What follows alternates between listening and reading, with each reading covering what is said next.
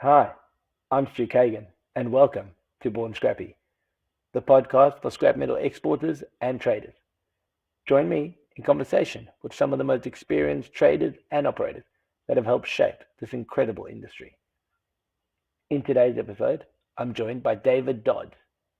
David is the owner operator and CEO at Sackers. Sackers is a UK-based metal recycler operating a shredder as well as a copper granulation plant. I've always enjoyed chatting with David at the different conferences around the world, and this episode is no different. In this episode, we talk about making money on the buy side, avoiding the blame game, when pricing matters, modeling for capex, and so much more. So let's get straight into it with David. But first, intro.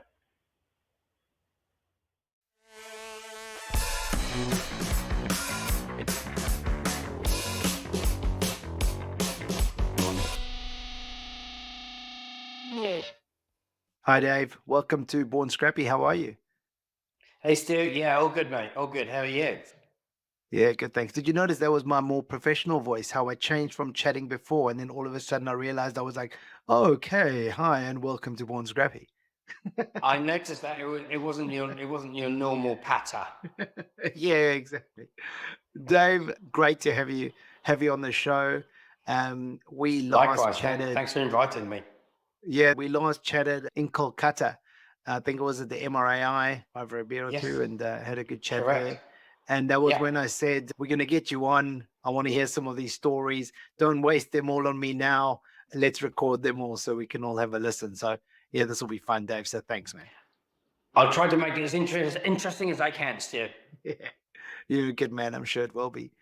Dave, talk us through how you got involved in the metal recycling industry and a little bit of background on Sackers for those globally that don't know your company.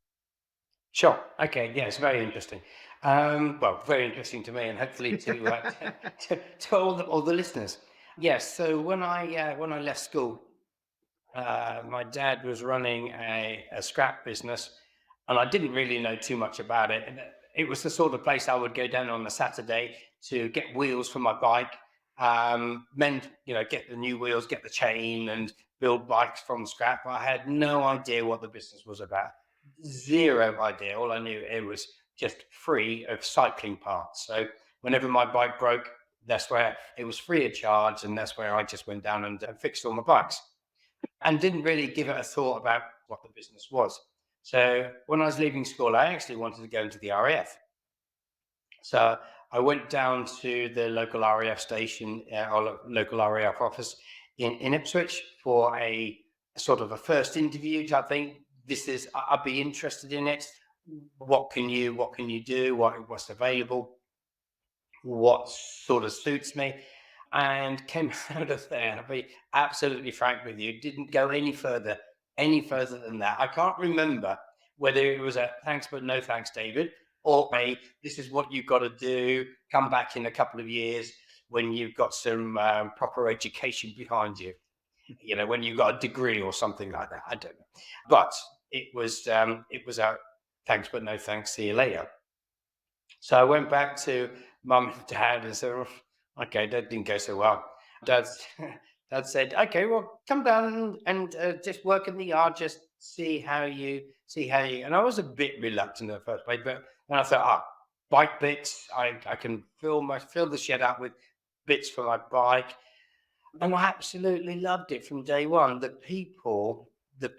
camaraderie, and it's different. Crikey, it's 45 years ago. It's different then to what it was now. It was really manual, and loved it ever since. The every day is a different day.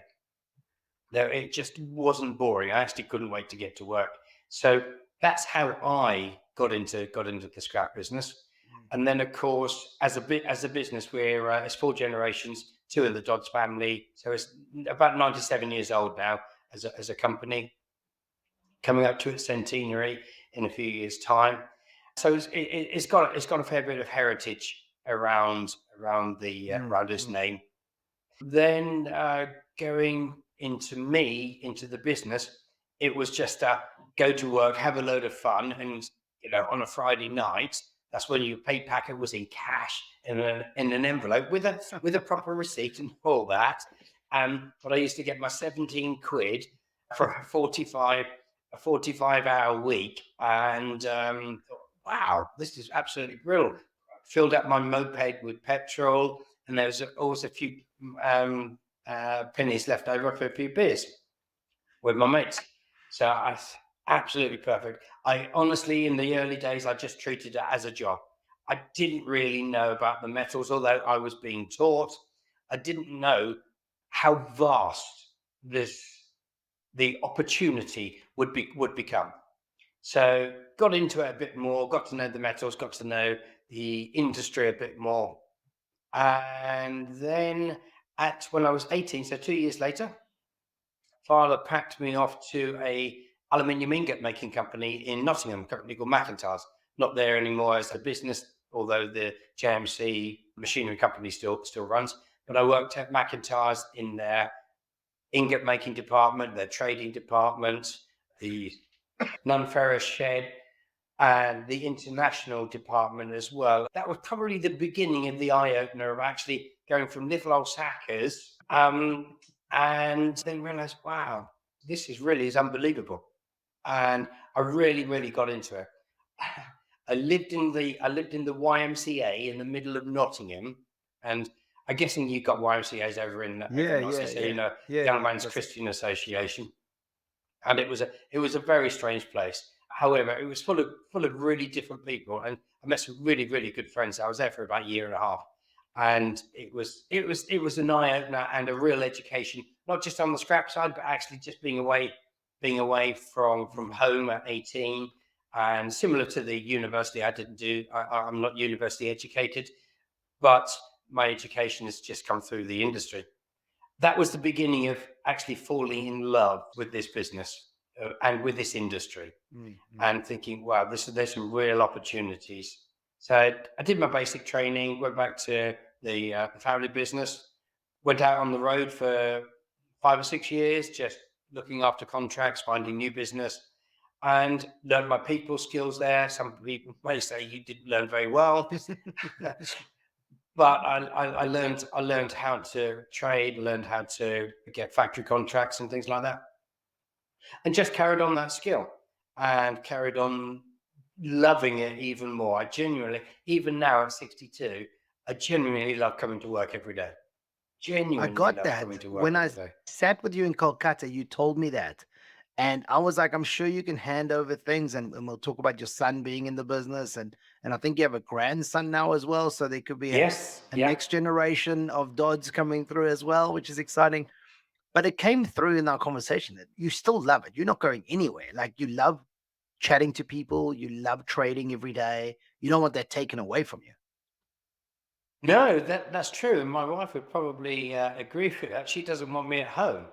I suspect. I don't know. I hope she wants me at home sometimes, but I genuinely just I love going to work. And it's not just the people in Sackers, it's actually the people that I'm in contact. Stu, we met for the first time in, as you say, in Calcutta. And I'd seen the podcasts, and it was great to catch up. Really great to catch up. So you just have these connections, and I can't remember who it was. It was the guy from one of your previous podcasts. Said your network is your net worth. Yeah. And that is absolutely true. Ever since he told me that, is absolutely true. So you cannot stop networking. You cannot stop, whether it's in the social aspect or a business and professional career aspect. You can't. And that's the bit that I really, really love. You love cycling, right? And you were talking about, so even networking in cycling, you mentioned a story once. I think Michael Pavlovsky from cycling tours around the world that you go on as well. Correct. Yeah, that's one of my it's my passion. It's my go-to. I mean, my daily routine is I get up at 5:30 in the morning, go for a quick run, cycle to work, and I do that 5 days a week. And done it for. I'll give you the story a bit why I do it in a minute. But the story you mentioned about Michael, I started to get down to South Africa for a tour that I would do with a bunch of other. It's an international cycling club. Met some really good friends on there, and the very first time I was there, I saw a load of Oryx stainless. Okay, yeah, I know Oryx, and we do some business with them in Europe. So I went up and introduced myself. I don't know if anybody is here from the scrap. So Michael was the person I spoke to. Yeah, I own the business. Oh, okay, you must know Sackers. You won't know me, but we do lots of business. Yeah, I know Sackers. Blah blah blah. Anyway, we got chatting. We had a really great time, and it's one particular day. I mean, it was like 40 odd degrees in there, and we were doing 120 k's a day through some hills. He flew over. He had been injured that week, so he did very little cycling. So he said to the Hot Chili guys, who are the organisers, "I'll do some filming for you." So he flew over in his fucking helicopter. He flew over in his helicopter, and the particular place we were going on, I remember it vividly. It was brown, barren, and only dust. So we just had 100 k's in 40 degrees. We were literally dripping in sweat. And he flew over, circled around us, blew the bloody dust over everybody. And we were red. We were covered in red dust from head to toe. Cheers, Michael. Thank you, mate. Never forgotten it. I hope you got an extra special price on your 304 since then. I doubt it. No. Nothing asked and nothing gained. Yeah, no, I hear you. So let's talk, Dave. You've been doing this for 45 years, I think you said, right? You've been actually in the industry. I know you still manage the trading for Sackers as well. Can you think of a time that you've done a trade where either it went well or it went badly, or something that happened that kind of left you with an important bit of learning that you won't forget and you'll pass on in the future? Great question. I think it has to be one of my very, very early, and it's not necessarily about trading, but it's about doing business around scrap and processing and trading. My very, very first international trip to subcontinent. So we started to do a lot of business with India. This is actually even before our shredder. We were just doing some other bits and pieces. So it was about 20 years ago. And I said, okay, India seems to be the place. I've got to go to India. I've got to know what it's like. So jumped on a red eye, flew into Mumbai. Actually, before that, I said to my dad, and my dad had been retired for quite a few years before that, and I said, I'm just going to go and have a look at India because I think that's a up and coming place. And he said, yeah, a really good idea actually, but fly business boy. And I said, all right, well, I'm okay economy. It doesn't no fly business. You're going on a business trip. This is gospel truth. So booked a BA, flew into Mumbai. It was a red eye. Flew about 9 o'clock in the morning, something like that. And got to Mumbai, and as you fly over, you see the slum area well, actually you go over and it's bloody huge. It's really, really huge. Didn't really think anything about it. Touchdown, taxi took me to the hotel, freshened up and what have you. The following morning, I remember I had my very first meeting, thinking the hotel taxi, big Mercedes, took me down to ready for my first meeting. It was about 9 o'clock in the morning. And there I thought, bloody hell. Business class, big 5-star hotel in Mumbai. This is 20 years ago. And I thought, Mercedes come to pick me up. I thought, man, you've made it. You've made it. Welcome to the big time. I got to the end of the road. I'd done no more than 100 meters, Stu. This is honest. No more than 100 meters. There was a T-junction at the end of the road. Right in front of me, there was an old guy, no legs, on a skateboard, skating himself along, getting to a pool of water, puddle, and washing himself down from the pool, from the puddle. Then at the same time, out of the slum area, came about 30, 40 kids, 2 by 2 by 2 by 2 by 2. I remember it vividly, all in their blue and white, those boys and girls, blue and white outfits, always satchels on, smallest to the biggest right at the back, smiling, laughing, skipping. And I thought to myself, Dodgy, you know fuck all, mate. You know absolutely zero about life. These guys, there's him trying to find a living, trying to eat, and he's got no legs, and he's washing in a puddle. And here I was thinking that, I'm the dog spot sits. And that was a real humbling experience. And I've taken that ever since, because you take nothing for granted, especially in business. You can do the best you possibly can, but you take nothing for granted. You have to work on every single supply, every single sales channel, because the minute that you take your eye off the ball, someone will step in and take that job. So that's what I pass down to the commercial team and most people who want to listen to me. India will do that to you, right? It's extremely humbling. I mean, I come from South Africa, so it had less of an effect on me than it would others, probably, because I've experienced quite a lot of that. But every time I go into India, I have a very, very similar humbling experience. But you know what's quite interesting? What you said made me think of there's this fine line of success and failure, and often we we put the successful people on a pedestal, but this luck has played a huge part. They aren't necessarily that much better than the person next door that failed, who's now struggling to put food on the table, right? Yeah. They might have just had one or two things that went their way. So when you start assessing somebody purely on their success, you're doing it an injustice. You're doing an injustice on both parties, really. And as soon as you can start absolutely. looking at the people, how people treat other people, that for me is like one of the most important things. Absolutely. My son, especially in the commercial team, who deal with India, passing some stuff over, because you need to be have a good succession plan. So I'm passing some, and it takes actually several visits to actually see the real India. I still love visiting the place, the colors, the smells, yes, good and bad, the fragrances, the variety of people. Yeah, I just love visiting that place for that very reason, because it just has a habit of bringing you down to earth. But it's real life. Yeah, it's real life. And It's it's absolute real life. What brings you down to earth the most when you start thinking about your problems and you speak about those kids and they were all smiling and happy, but they come walking out of the slums, right? And then you think about your problems and it puts them into context, right? It's all relative. Totally. Absolutely into context. Yes. Yeah.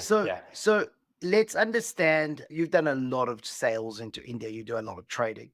When you're selling your material, what are the factors that influences which markets you sell to? Is it purely based on price, payment terms, relationships? What are you looking at? It's funny how things change and how your own perception changes as well. So in the early days, I was as aggressive as anything. I would chase the last 50 cents. I would chase the last dollar. I would be on the phone and be haggling for the last dollar. But I think most traders now who have had some experience will say, do you know what? If the business is only worth that last dollar, then it's not really a business. So I now more stick to the trusted sales channels that we have been doing regular business. I will never undersell, but I recognize much more now that everybody has to eat. Everybody needs a piece of cake. And I'm much more forgiving now, I feel, and maybe some of the agents and people I sell to will be looking at this podcast and say, "Do you bollocks?" But I hope I do. I'm much more relaxed now, because I'm less focused on the last dollar and I'm more focused on, okay, let's just make sure the quality's right, make sure that you also earn money because I need you there next month and the month after and the month after. That's the that's my ethos now. It's a win. You're looking for a win-win. Both parties need to Hmm. leave a trade feeling happy Yeah. with the deal that was done. It then Hmm. can lead to many, many more happy trades instead of trying to bully the other party. I was the exact same. I remember in my mid-20s getting taught about trading and having to get every single dollar out of it and just squeeze, Hmm. squeeze, squeeze. And then Yeah. you just get yourself into a tricky situation because you push somebody so hard that if that material Yeah. arrives and it's slightly off spec or there's one piece of dirt in it, they're looking for everything Yeah. to come back. You don't really want that headache. You want to just be able to move on to the next trade and just keep going. Absolutely. Yeah. And that takes time and also experience to say the last dollar is not the most important, not the most important dollar. It's the Mm. first. It's the first two or three you made a deal, not the last dollar, because everybody needs a piece of cake. And and it's funny because what happens is you can push all you want as hard as you want, but as high a price you get, it doesn't matter if you don't get paid. So that, Yeah, like, I absolutely. remember Yes. my Yeah. old boss used to say, "Well, that's great, you got the extra dollar. How sure are you this new customer is going to buy from you?" So, well, I Hmm. mean, I'm trying. He's great. He's comes with a reputation. It's like I'd rather maybe take the $2 less from somebody that I know will absolutely pay. That highest price is Yeah. nothing when you don't get paid. No, absolutely. You're only as good as the deal when the money's in the bank. Yeah, No, very much exactly. so. Yeah, yeah, yeah. And plus, also, there's some very, very many famous sayings around business. But a contract is only a contract if both of you earn money. Mm. You Yeah. know, if you carry on squeezing, then some will eventually say, "Well, it's not, David, it's not worth the business because I'm not earning money," or it happens the other way, and we've all experienced that Both for sides, sure. And I think there's a 100%. famous Mary Antoinette saying, isn't there? Let them eat cake. Well, Absolutely. everybody does have to eat. Yep. Yeah, for sure. I mean, if you've got no buyers at the end of the day because they don't make any money, what are we going to do with our material, right?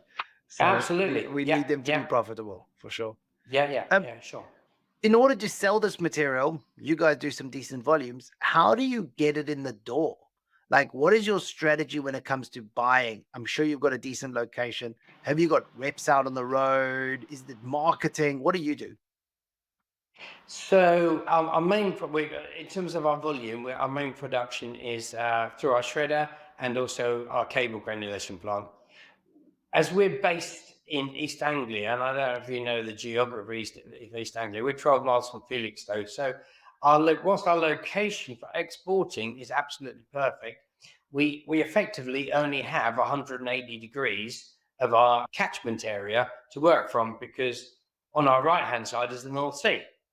So our catchment area is mainly East Anglia for our supply chain, and we rarely will go outside of that because then the old adage is you go into someone else's backyard to buy feedstock, and before you know where you are, all you're doing is battling for feedstock. We're very, very keen on maintaining our margin at all costs. We will rarely go below our cost base just to get material in, Mm. just to keep the shredder fed, just to keep the granulator going, just to keep the HRP baler going. We don't do that. So I see your LinkedIn posts. Are you guys focused on marketing? Is it something you guys focus on? Or do you have people that go out to buy for you? Or do you just rely on pricing? No, well, we're actually a bit of both. Not so much the marketing too much because our supply chain for the shredder actually is only 20, 25 people, but they are our volume-based business. And Mm. it's that relationship between our commercial team, our buyers in the commercial team, and our supply chain is really important. That's the most important connection you can make. They have got to want to sell you, and they've also got to trust you to sell us their scrap to put through our shredder. If Mm. there's a lack of trust, then your business is finished. I can only guess that you're playing a part there as well and keeping those relationships going.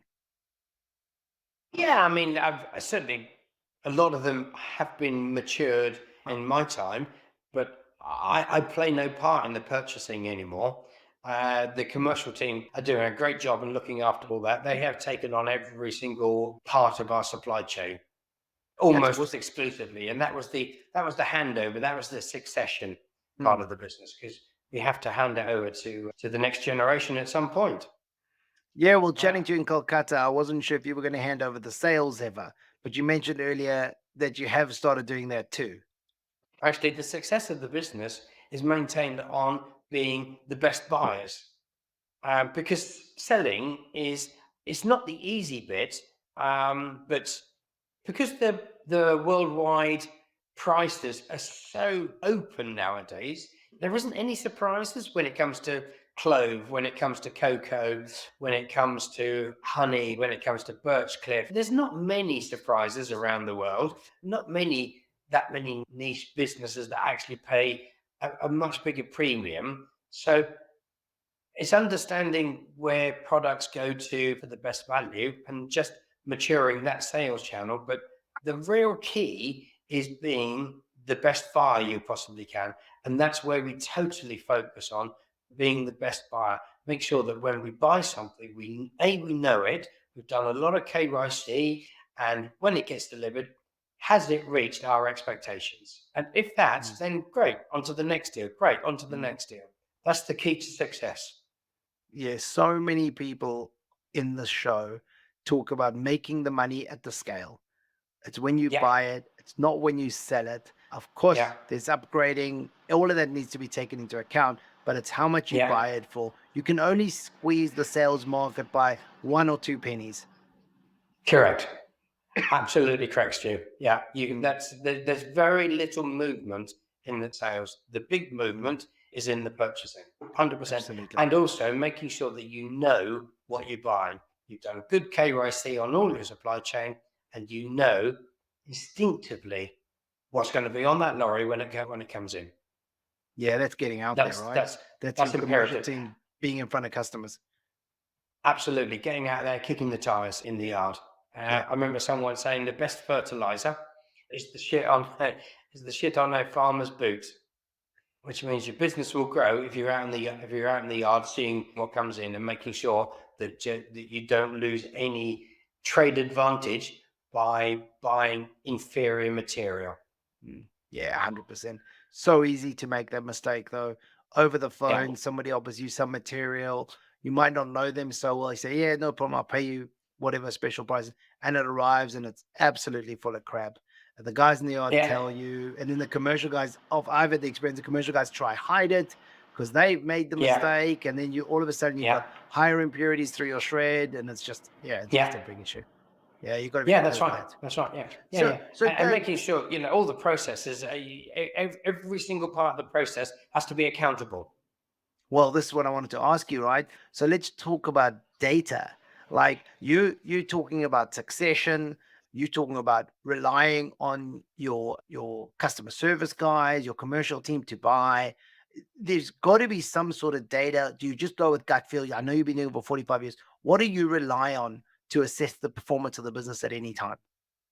Yeah, great question. Actually, I mean, as a SME, we don't have the pockets of the multinationals to actually invest in bespoke BI.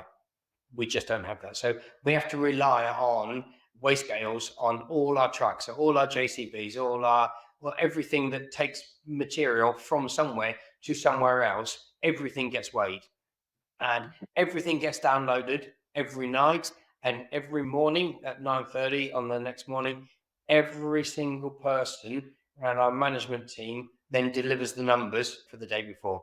So the whole team, so the shipping team, the finance team, the operations team, and the maintenance team, they all for 40, 20, 30 minutes every morning just talk about the previous day's numbers, what went well, what didn't go well, how we're going to change it, if we need to change it, how we're going to improve, and if it did go wrong, what was the root cause? So we are delivering this, the five whys into the business, because All we want is continuous improvement. Every single person in this business, when they come home at night time and turn up the next morning, we want them to be better than they were the day before.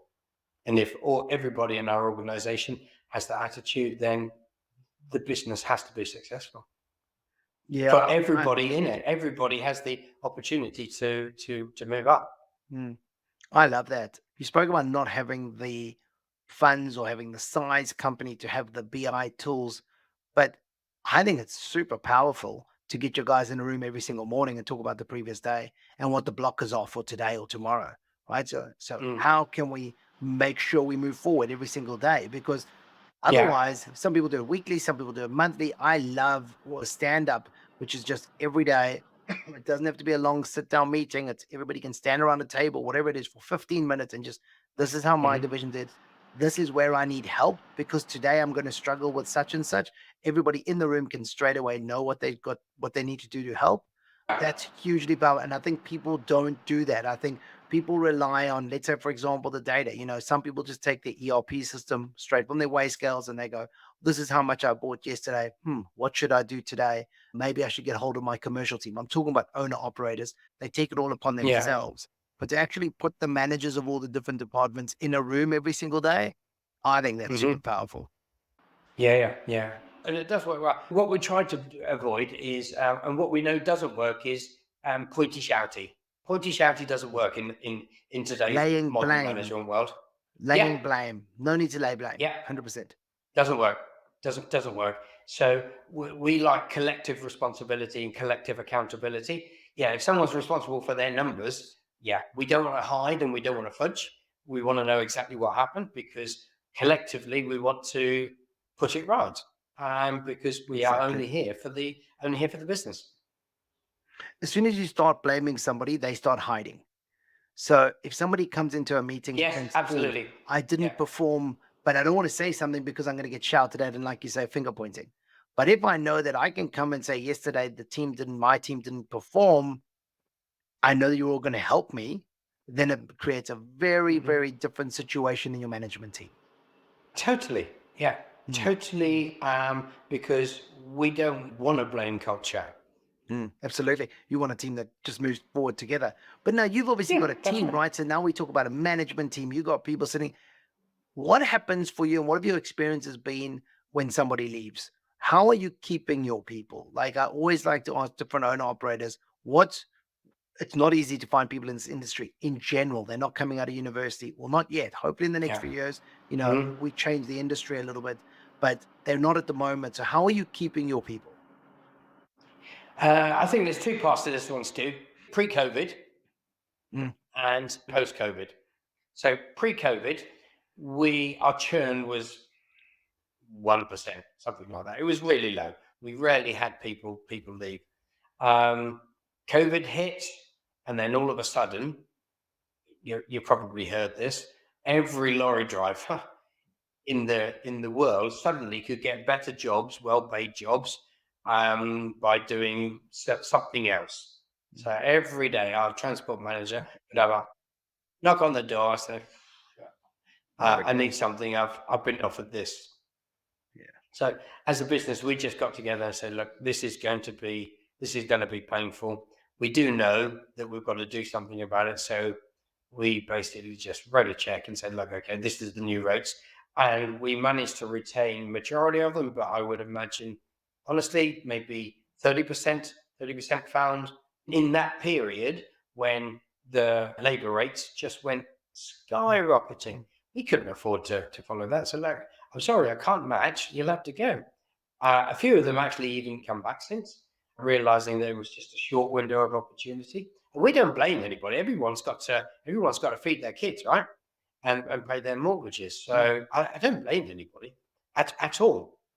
But that period, there was not a great deal of loyalty to a business that had bent over backwards for every single member in our family.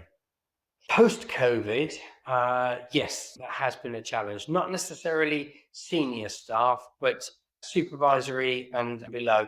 We've seen a fair regular churn of good quality crane drivers, good quality forklift drivers leaving the industry because there's better opportunities and opportunities that we just simply couldn't match. So Yeah. what we do now is what we'll pay the best price for the best people, but we won't put up with poor performance. It doesn't matter whether it costs us an extra XXX per hour. Just don't want to put out with poor performance, and we'll pay whatever price we need to for the right person. And we're small enough to be able to control that. We're still a small family business, so we can control that quite well. What are you on? But You're on over it 100 was a, people it now, was right? just marginally under now, marginally under. Okay. But yeah, we're still very close, to it. Yeah, got you. I saw lately you bought a new sorting machine, one of the Tomras, right? Correct, metal finder. Yes. What are you? Yeah, I didn't see exactly what the detail was, but how do you see technology playing a part in the future as a whole in our industry? You know, you've got that sort of equipment. You've obviously got a whole lot of other things. How do you see it changing our game? Honestly, Steve, I'm really excited about it. I think AI is gonna play. It's still very early in our industry, but I think it's going to play a massive role. We're talking about the mine underground for the scrap industry, and being able to separate effectively, cost efficiently, every single alloy that comes through, and we're doing 150,000 tons.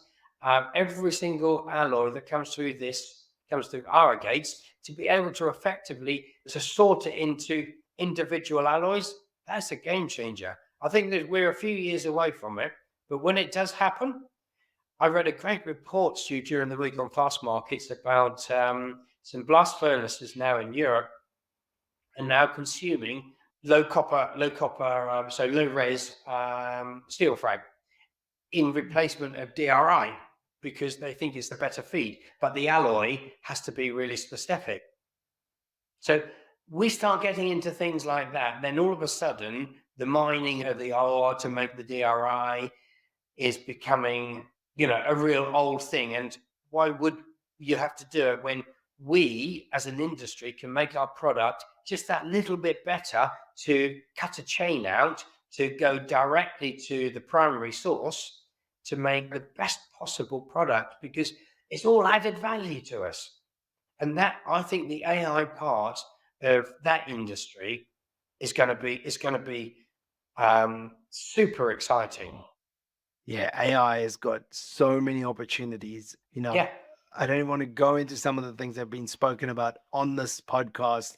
And whenever I'm chatting to other people, Attila Widnall likes to talk about from Navigate Commodities, satellite tracking and things like that. It's just, and then you bring AI into it. It's going to be wild. It's very exciting, but it's really important to stay on top of it and not just let it happen to you. Yeah, that's exactly right. So, did you go to the CMRA last year? No, I missed it. It was the first one in 4 or 5 years, I think. So, one of the exhibitors, they brought the AI camera out for cable detection. I think you know who I'm talking about. I have to say, that is pretty damn accurate. Yeah, and it's going to only get better. It's only going to get better. And considering it's in its infancy now, there's very little investment going into it. So the right people doing the right stuff and investing the right amount of money, but it's not going to be cheap. So there's going to be some haircuts taken for sure. But the person and the industry that actually, or the person in the company that makes the right investment and continues to do so, that is going to be a game changer. I mean, how hard is it for us to train people and to find new people on the front scale? If we could have some way, whether it's, VR goggles, with AI, being able to identify what the commodities are, it'll change the game completely, right? So, I'm excited for that. I was there. We had an old British BSMA Golf Association golf day the other day. And one of the guys in my team, we were just talking about, he's my age and he's sort of, he runs a trading business, but he's done physical yard as well in his early days. And we were having a bit of a laugh at the 19th, saying, "Can you remember when we first got into the business? The way that we used to sort brass. We used to sort brass with a file. Every single piece was filed, and you would tell by the color. Was it a rod brass? Was it a heavy brass? And we would sort it. Every single piece was done manually. And you try and tell the kids, or try and tell my son now, and the guys in the mouth said, this is how we used to do it, XXX years ago. Just blow their mind. But you get that technology, and It's all changed. and you're away. The first place I ever worked in non-ferrous, I was 18 years old. It was an area called Isitebe on KwaZulu-Natal, so the northern part of Durban in Zululand. And started with the cutting torch. And then I moved into the non-ferrous yard. And we were buying on the front scale. And I worked with a guy, and I think his name was Moses. I'm trying to remember. Very elderly, half blind. I think he was probably 90% blind. And the way he could identify the metal was he would pick it up with his hand and he would hit it with a piece of metal and he would listen to it. And he knew the noise it made. He could identify what the grade was. Yeah. I mean, that's old school. You're not going to find those people anymore. No, absolutely. No, absolutely. And I think that type of sorting does deserve to be X years ago, because that's not the new thing. That's not how we are going to get better. We are going to get better by using the technology. But I mean, agree that those skills are... those are long gone now. And you're not going to need them anymore. They're obsolete. And you're not going to. Yeah. Exactly. But it's going to make our lives easier, because now, how do you train those people? Now, all of a sudden, there's goggles, there's AI, it can identify commodities. Yes. It's going to be a lot easier. I want to ask you something about capital, because you've bought quite a lot of equipment. You keep talking about you're an SME, privately owned, family business. When it comes to buying new equipment, you've got a shredder, you've got granulation plants, you've got all the sorting equipment. You must have heaps of trucks and bins, etc. What do you recommend is the best process for getting that capital? If cash flow allows, cash flow, and of course it depends in the economic cycle where the interest rates are. For us, it's cash and debt only. You don't rely on selling any equity. You've kept it very much in your family, 100%. Correct. I meet with lots of people that have sold 20%, 30% of their company. So it's always good to get other people's opinion. You very much are.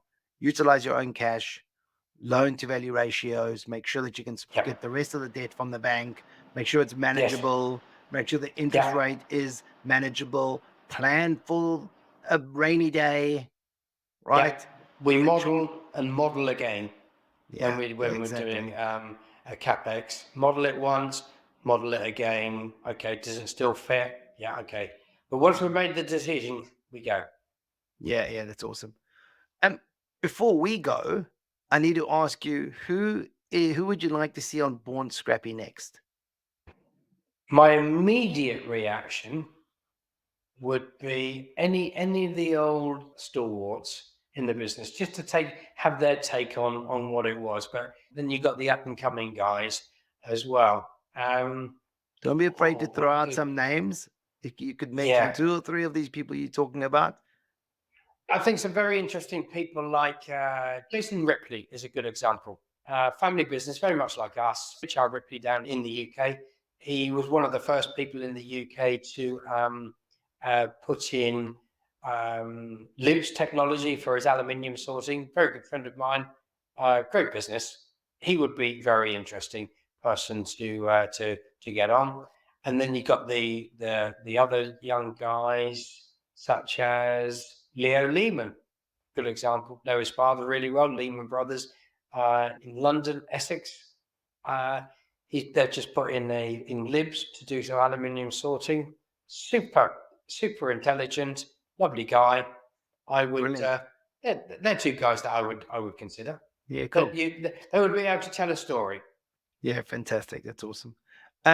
Last thing, quick fire. Last few questions. Favorite TV series or movie? Oh, that's really easy. Yellowstone. Oh, wow. Okay. Now I'm speaking to somebody in the UK and you're talking Yellowstone. I normally expect it from the people in the US. Oh, no. I mean, I came to Yellowstone really late. Me and my wife came to Yellowstone really late. I mean, we probably only finished it end of last year, and it's been going for a good few years now. It's like Okay. 8 seasons, I think, isn't it? I actually haven't watched it. I'm moving a Ah, family to mate. Texas next month. I probably should catch up on my Yellowstone.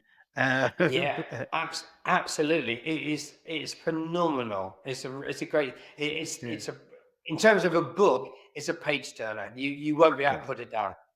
You won't be able to Favorite put it down. place, favorite place you and your family or you like to visit? Ah, crikeys. I think there's two for me. As you know, cycling is my passion. There's a well in Cape Town. There's a beautiful little village in the up in the wine regions called Franschhoek. That's where I don't Michael's know got if you his know. place. I know it And very it's well. A lot of exactly my where Michael's friends got his got place. married in Franschhoek. I'm from Cape Town originally, so I know it Yeah. very well. I used to play rugby in Stellenbosch, which is next door. Perfect. So that's almost my. I went there for several years. So we always based in Franschhoek. There's some beautiful restaurants. The cycling is stunning around there. The roads are great. Virtually no traffic, and XX rands to the pound. You could eat like a king for a few quid.